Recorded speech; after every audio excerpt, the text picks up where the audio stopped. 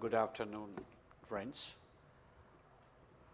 As you are aware that following the notifications of the Electricity Act 2003, the power sector in the country was expected to undergo sweeping changes.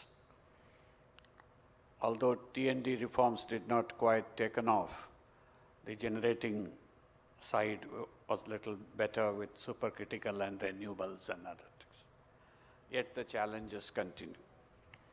Large-scale financial losses, rising tariff, deteriorating performance of the existing plants, fuel quality and availability and poor quality of supply and service of some of the oft-caught bottlenecks plaguing the power sector. With this background, the new bill has been introduced in the Parliament in December 14. We are yet to really see whether this bill is addressing those issues which are still in place as far as the power sector is concerned. As Mr. Dasgupta and Mr. Nigam also mentioned, it took 4 to 5 years for the bill to be converted into act after a lot of discussions in 2003, and we do not know really exactly how long this would take to become an act. However, the initiative has been taken by the Independent Power Producers Association to start deliberations on it. As such, if you really ask what are the opportunities today for the generators and also the distributors, it's a very difficult task to really come out with the exact opportunities.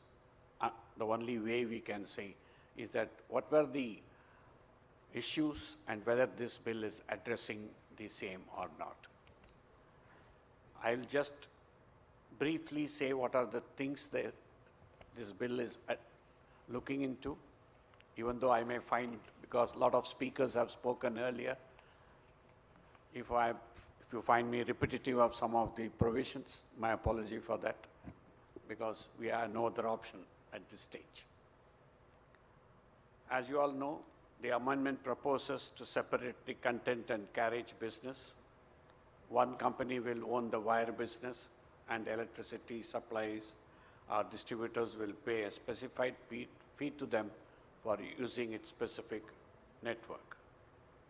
What the new reforms aim to do is to take the physical wire network and move that into a separate company for a given region or area.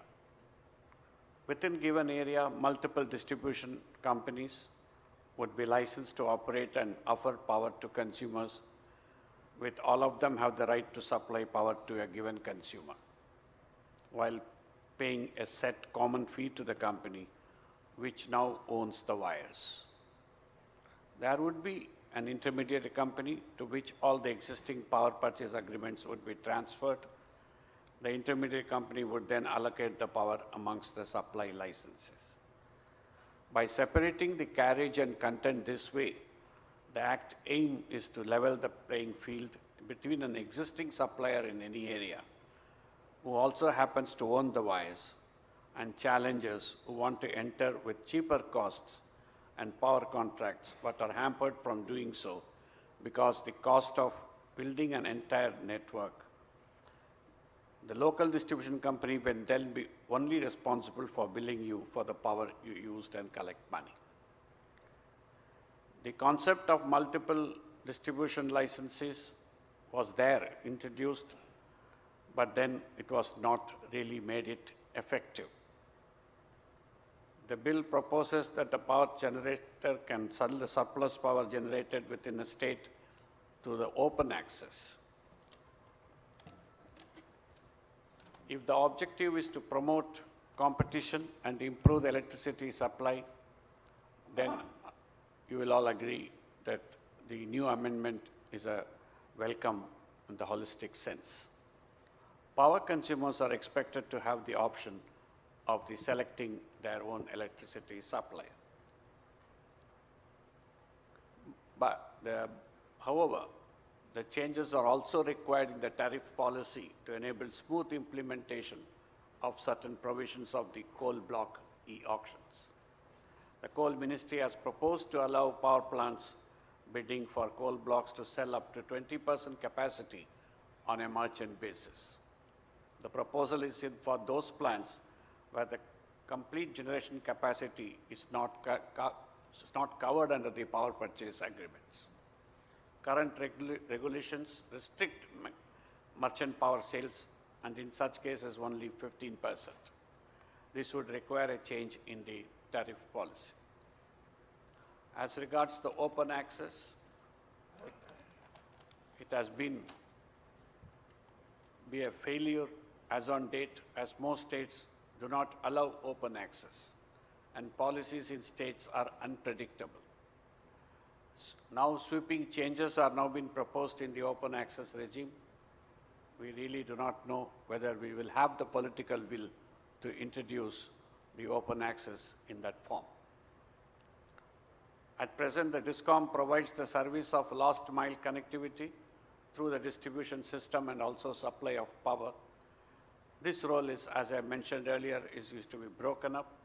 A consumer will always have the choice to choose his supplier. I believe that these changes will have a wide, deep impact in the electricity sector. The promotion of renewable energy and removal of roadblocks for development of renewable energy and of open access in the country is a welcome step and one that was long overdue. The separation of distribution and supply function also signifies a fundamental shift in the way electricity is distributed in the country. However, as you all aware, that it will take time and it should have a political will to make it succeed. We sincerely hope the government will focus on the implementation and enforcement, then only the ambitious plan of electricity for all on 2019 and Make in India and over 1 lakh megawatt of renewable energy capacity will become a reality. Thank you very much.